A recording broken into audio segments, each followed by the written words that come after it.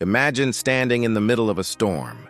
The wind is howling, rain is pouring down, and everything around you is in chaos. But you remain perfectly still, not because you're frozen in fear, but because you've learned something that most people never discover in their entire lives. You've learned how to be unshakable. Right now, you're probably dealing with your own storm. Maybe it's a toxic relationship that's draining your energy. Maybe it's financial pressure that keeps you up at night. Or perhaps it's that voice in your head telling you that you're not good enough, that you'll never make it, that everything is falling apart. And here's the thing, those storms will never stop coming. Life will always throw something at you. But what if I told you that the ancient Stoics, people who lived over 2,000 years ago, discovered a way to remain calm and centered no matter what life throws at them? What if I told you that emotional resilience isn't something you're born with, but something you can build, starting today? By the end of this video, you're going to understand 7 powerful principles that will transform the way you respond to adversity. These aren't just philosophical ideas. These are practical tools that you can use immediately to become emotionally unshakable. So if you're tired of feeling like life is happening to you, if you're ready to take back control of your inner world, stay with me because what you're about to learn could change everything. Let's start with the first principle, and this one is absolutely foundational. If you get this right, everything else becomes easier. The Stoics understood that our suffering doesn't come from the events themselves, but from our judgments about those events. Marcus Aurelius, the Roman emperor and Stoic philosopher, wrote in his Meditations, "If you are distressed by anything external, the pain is not due to the thing itself, but to your estimate of it. And this you have the power to revoke at any moment." Think about that for a second. The power to revoke your suffering at any moment. That sounds almost too good to be true, doesn't it? But here's what Marcus Aurelius meant. When something happens, let's say someone criticizes you at work, there's the actual event, which is just words being spoken, and then there's your interpretation of that event. Your interpretation might be, this person thinks I'm incompetent. Everyone probably agrees with them. I'm going to lose my job. I'm a failure. But none of that is the actual event. That's all your mind adding layers of meaning and judgment on top of what happened. The emotionally unshakable person understands this distinction. They recognize that between the stimulus and their response, there's a space, and in that space lies their power. They don't immediately react. They pause. They observe. They ask themselves, what actually happened here? What am I adding to this situation with my thoughts? This isn't about denying reality or pretending everything is fine when it's not. It's about seeing reality clearly without the distortion of unnecessary judgment. Here's a practical way to apply this. The next time something upsets you, stop and write down exactly what happened in the most objective terms possible. Just the facts, like you're a journalist reporting on an event.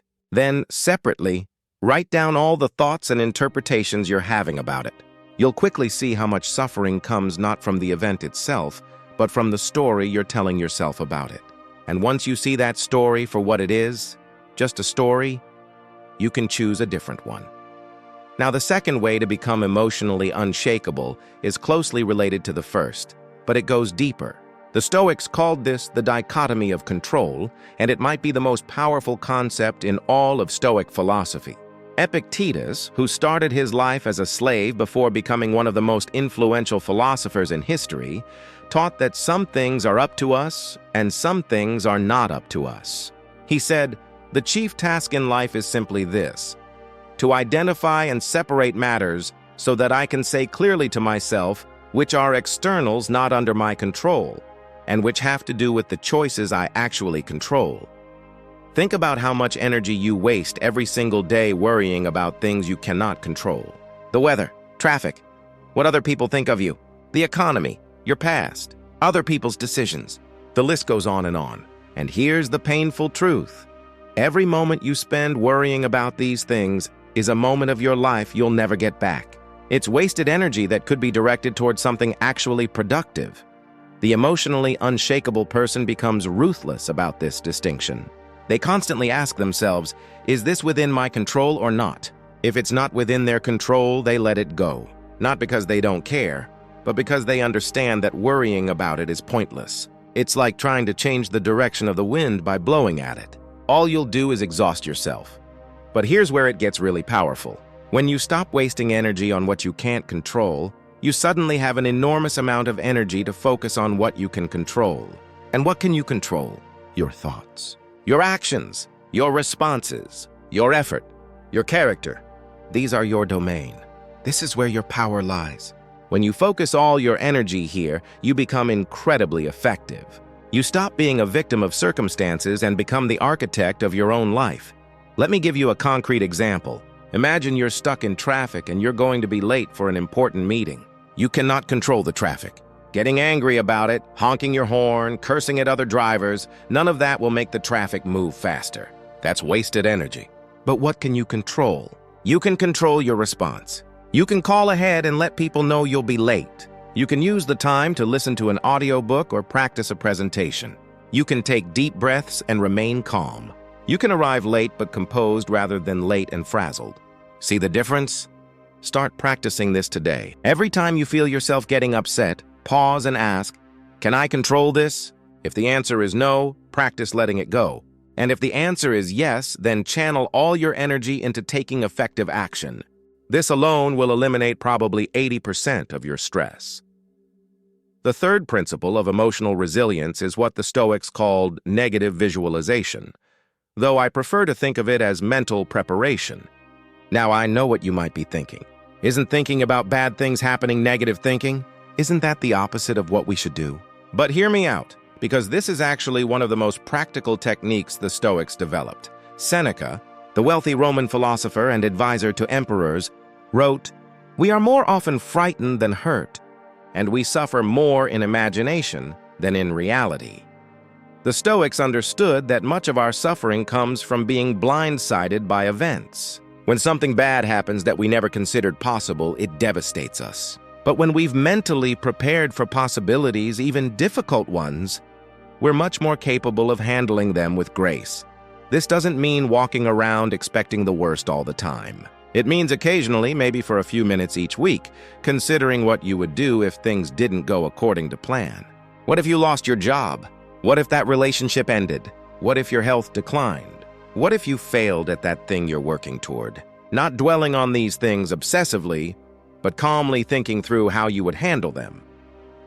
Here's what happens when you do this. First, you realize that even in worst-case scenarios, you would find a way to cope. You're more resilient than you think. Second, you stop taking the good things in your life for granted. When you contemplate loss, you appreciate what you have right now. And third, if something bad actually does happen, you're not completely unprepared. You've already thought about it, so the shock is less intense. The emotionally unshakable person isn't unshakable because nothing bad happens to them. They're unshakable because they've made friends with uncertainty. They've accepted that loss and difficulty are part of life, and they've mentally prepared themselves to handle whatever comes. This takes the fear out of the future because you know that no matter what happens, you have the resources within you to deal with it. Now, the fourth way to build emotional resilience is to understand and practice voluntary discomfort. This is one of the more challenging Stoic practices, but also one of the most rewarding. The Stoics regularly engaged in what they called training in hardship. Marcus Aurelius would sleep on a hard floor sometimes, not because he had to, but because he was the emperor and could sleep in the finest bed in Rome. Seneca, despite his wealth, would occasionally live on basic food and minimal comforts. Why would they do this? Because they understood something crucial. When you deliberately expose yourself to discomfort in small, manageable doses, you build a kind of immunity to adversity. You prove to yourself that you can handle difficulty. You reduce your dependency on comfort, and you eliminate the fear of losing your comfortable circumstances. In our modern world, we're obsessed with comfort. We want everything to be easy, convenient, and pleasant. But this comfort-seeking actually makes us fragile. When we've built our entire sense of well-being on everything going perfectly, on always being comfortable, we become terrified of any disruption. We become emotionally brittle. The emotionally unshakable person does the opposite. They deliberately challenge themselves. Maybe they take cold showers. Maybe they fast occasionally. Maybe they exercise intensely. Maybe they have difficult conversations they've been avoiding. Maybe they sit with uncomfortable emotions instead of immediately distracting themselves. The specific practice doesn't matter as much as the principle. Regularly choosing discomfort builds resilience. Think of it like working out.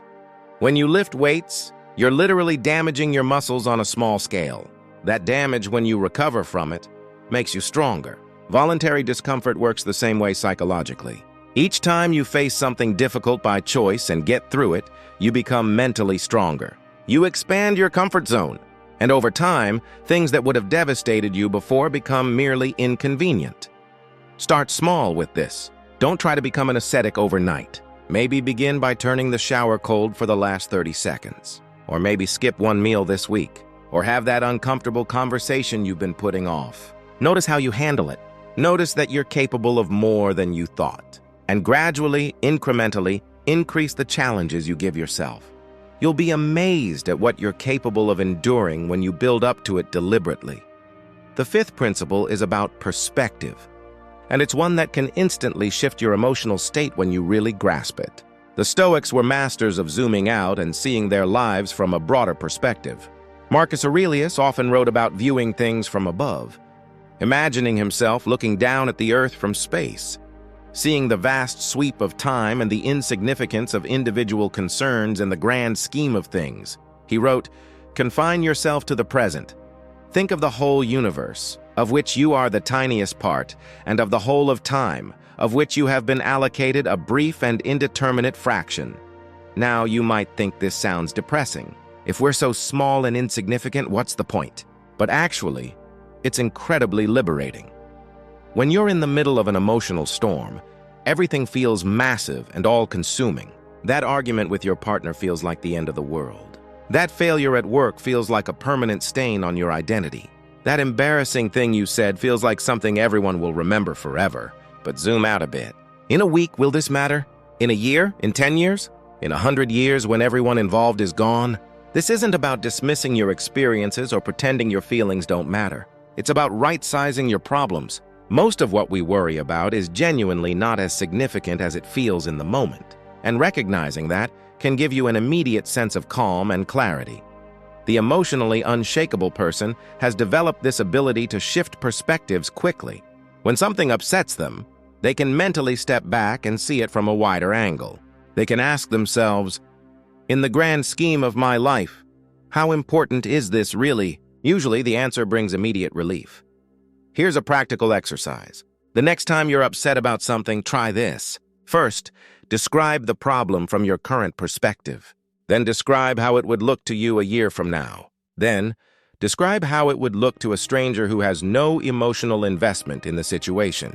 Then, describe how it would look to someone from a completely different culture or time period. Notice how the problem shifts and often shrinks when viewed from these different angles. The sixth way to become emotionally unshakable is to practice what the Stoics called amor fati, which translates to love of fate. This is about more than just accepting what happens to you. It's about embracing it. It's about learning to love everything that occurs, even the difficult parts, because they're part of your story and they're shaping you. Nietzsche, who was heavily influenced by Stoicism, captured this beautifully when he wrote, "My formula for greatness in a human being is amor fati, that one wants nothing to be different. Not forward, not backward, not in all eternity. Not merely bear what is necessary, still less conceal it, but love it." Think about the difficult experiences you've been through in your past. If you're honest, haven't many of them led to growth? Haven't they taught you things you couldn't have learned any other way? Haven't they made you stronger, wiser, more compassionate? What if, instead of resisting and resenting the difficult things in your life right now, you chose to embrace them as opportunities? This doesn't mean being passive or not trying to improve your circumstances. The Stoics were highly active people who worked to make the world better. But it means working with reality rather than against it. It means saying yes to what is, even as you work to create what could be. The emotionally unshakable person has made peace with their life story, including the chapters that were painful. They don't waste energy wishing things had been different. They don't carry resentment about what happened or didn't happen. They accept that everything that occurred was necessary to bring them to this moment. And this moment is all they have. This acceptance creates an incredible sense of peace and groundedness. Try this perspective shift. Instead of asking, "Why is this happening to me?" When something difficult occurs, ask, "What is this here to teach me?" or "How is this experience making me stronger?" You'll find that this simple reframe changes everything. Suddenly, you're not a victim. You're a student. You're someone who's being forged by experience into something stronger and better.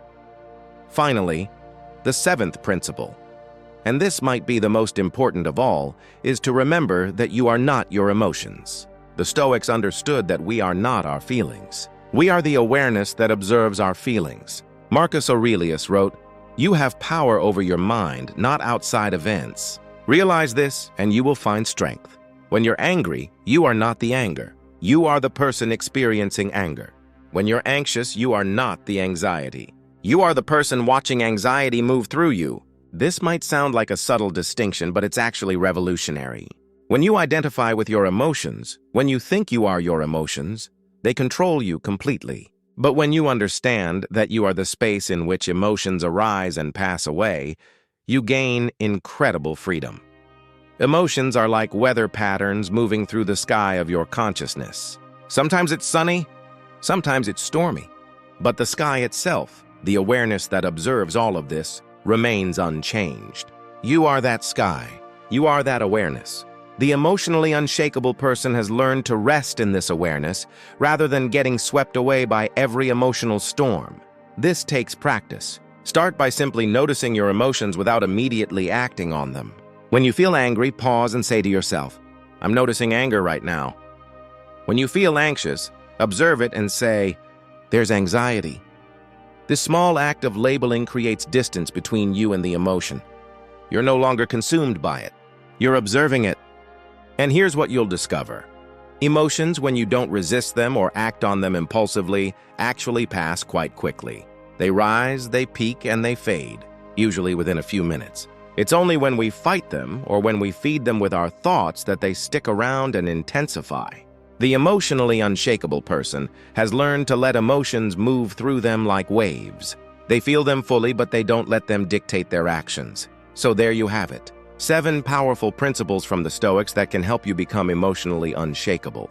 Let me recap them quickly. First, understand that your suffering comes from your judgments, not from events themselves. Second, focus only on what you can control and let go of the rest. Third, practice negative visualization to mentally prepare for difficulties. Fourth, voluntarily expose yourself to discomfort to build resilience. Fifth, develop perspective by zooming out and seeing things from a broader view. Sixth, embrace everything that happens as part of your story and your growth. And seventh, remember that you are not your emotions, but the awareness that observes them. These aren't just interesting ideas to think about. These are practices to implement in your daily life. The Stoics weren't armchair philosophers. They were people engaged with the real world, facing real challenges, and they developed these principles through experience. Marcus Aurelius wrote his meditations while on military campaigns, facing the constant pressures of ruling an empire. Epictetus taught while living in exile, having experienced slavery and hardship firsthand. Seneca navigated the treacherous politics of Rome and faced his own execution with calmness and dignity. If these principles worked for them in circumstances most of us can barely imagine, they can work for you. But you have to put them into practice. You can't just understand them intellectually. You have to live them. Start today. Pick one of these principles and focus on it for the next week. Really work with it. Notice when opportunities arise to apply it. And watch what happens to your emotional state. The journey to becoming emotionally unshakable isn't about never feeling difficult emotions. It's about developing a different relationship with them. It's about building an inner fortress that remains standing no matter what storms rage outside. And the beautiful thing is, once you've built that fortress, once you've developed that resilience, you stop being afraid of life.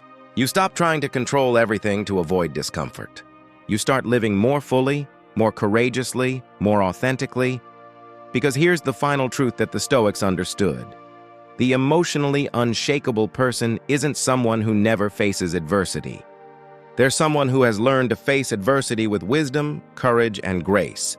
They've learned that their inner peace doesn't depend on external circumstances, and that makes them truly free. So I want to challenge you. Take these principles and really commit to them for the next 30 days. I promise you, if you do, you'll notice a profound shift in how you experience life. The same events will still happen, but you'll respond to them differently. You'll find yourself calmer, more centered, more capable. And gradually, you'll discover that you're becoming the kind of person who remains steady in the storm. That's what it means to be emotionally unshakable. Not that you never bend, but that you never break. Not that you never feel, but that you're never controlled by your feelings. Not that life never challenges you, but that you meet every challenge with an unshakable core of strength and wisdom. The ancient Stoics gave us these tools. Now it's up to us to use them. Thank you for watching. And remember, the power to become emotionally unshakable has been within you all along. You just needed to know how to access it.